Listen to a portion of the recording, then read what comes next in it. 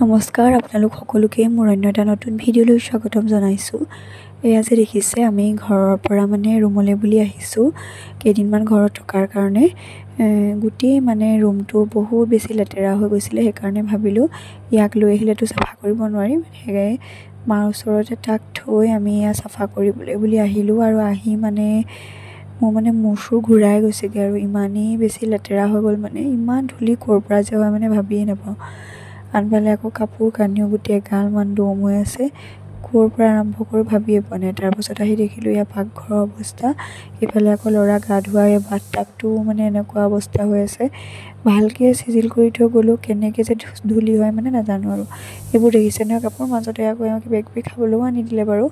আৰু মই এয়া মোৰ চুৰ একদম মূৰে কপালে হাত দি বহি আছোঁ, অলপ চলপকৈ কাম কৰি আছোঁ। আৰু ৰৈ থাকিলেওতো নহ'ব, কাৰণ আকৌ ল'ৰাক থৈ আহিছোঁ, সোনকালে যাব লাগিব। তাৰপিছত অকণমান চিজিল লগাই মেলি মই আকৌ কাপোৰটো সলাই ল'লোঁ।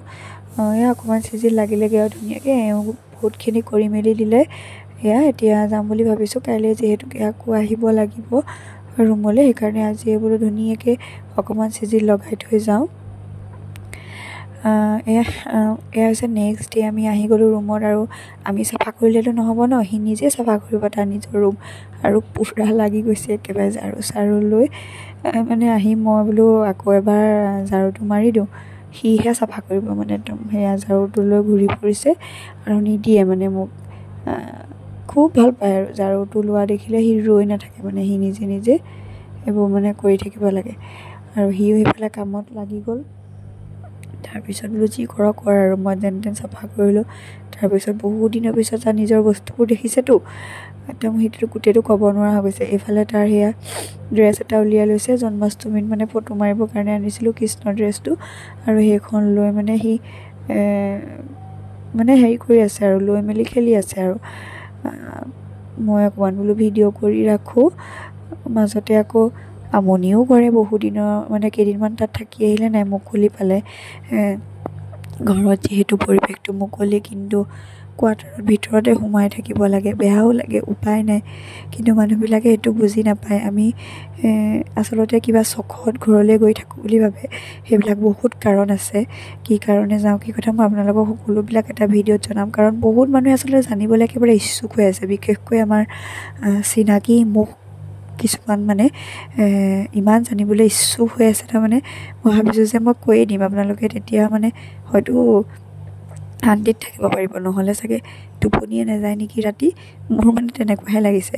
সেয়া সি ধুনীয়াকৈ খেলি আছে। আৰু তাৰপিছত সন্ধিয়ালৈ অকণমান উলিয়াই আনিলোঁ। আৰু এই গাড়ীখনত উঠিছে, সি কিমান ভাল পাইছে, নামেই গাড়ীৰ পৰা।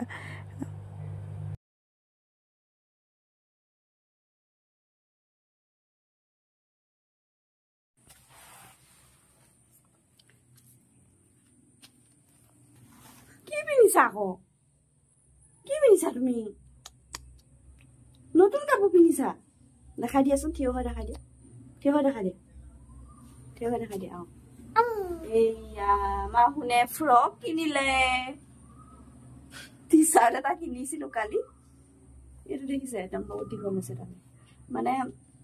ডাঙৰ হ'ব বুলি গম পাইছিলো বাৰু অকণমান, কিন্তু বেছিয়ে ডাঙৰ হৈ গ'ল। আৰু উপায় নাই, পিন্ধিব আৰু ন। ভাল লাগিছে তোমাৰ। আৰু যে এতিয়া দেখিছেনে, মোৰ কি ক'ম আৰু মোৰ বেয়াও লাগি গৈছে। মই কৈ পালোঁ দেই, সি মোৰ ওচৰতে শুই আছিলে। মই বোলো দেহা মোৰ ভৰিটো ইমান বিষাইছে। সি একদম উঠি গৈ পটাপটকৈ ভৰিটো মালিচ কৰি দিছে নহয়। মই কৈছোঁ তুমি ভৰি চুব নাপায়, নকৰিবাচোন। সি নেমানে। মই কৈছোঁ তুমি হাতখনকে অকণমান মোক মালিচ কৰি দিয়া। নাই নহ'ব, ভৰিটোহে সি মালিচ কৰিব। দেখিছে কেনেকৈ মই ভৰিটো নুচুবা ক'লোঁ, সি নুশুনে। তাক ভৰিটো মালিচ কৰিবলৈ দিবই লাগিব। একদম কান্দি গৈছেগৈ, বেয়াও লাগে দেখি। ইমান সৰুৰ পৰা কিছুমান কথা বুজি পায় ন ল'ৰা ছোৱালীবিলাকে। আপোনালোকে তাক আশীৰ্বাদ কৰিব দেই, সি যাতে সদায় ভালে থাকে, ভাল মানুহ হয়। আৰু আজি মই এই ভিডিঅ'টোৰ পৰা এনেদৰেই বিদায় লৈছোঁ। আৰু অন্য এটা ভিডিঅ'ৰ সৈতে লগ পাম, তেতিয়াহ'লে আজিলৈ আহিছোঁ, বাই বাই।